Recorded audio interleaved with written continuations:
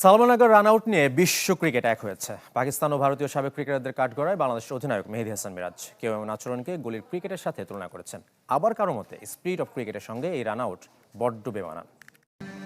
দ্বিতীয় ওয়ানডেতে পাকিস্তানের কাছে বিশাল ব্যবধানে হারলেও বিশ্ব ক্রিকেটে সালমান আগার রান আউট নিয়ে বেশি আলোচিত বাংলাদেশ।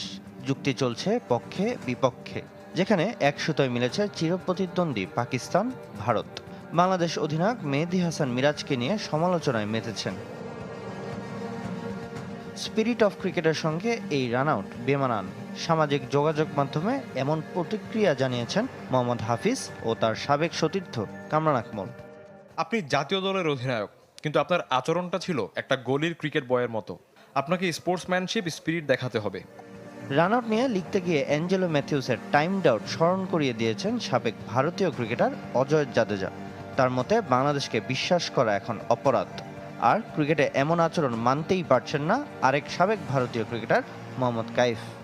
অ্যাঞ্জেলো ম্যাথিউসের টাইমড আউট থেকে সালমান আগার বিতর্কিত রান আউট। মনে হচ্ছে বাংলাদেশকে বিশ্বাস করা একটা অপরাধ। তাদের বিপক্ষে খেলতে হলে সব দলকে অতিরিক্ত সতর্ক থাকতে হবে।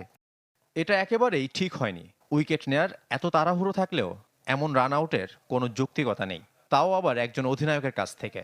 তরুণরা মনে রেখো, বিশ্বকাপ ফাইনালে ওঠার সুযোগ থাকলেও এমনটা কখনো করো না।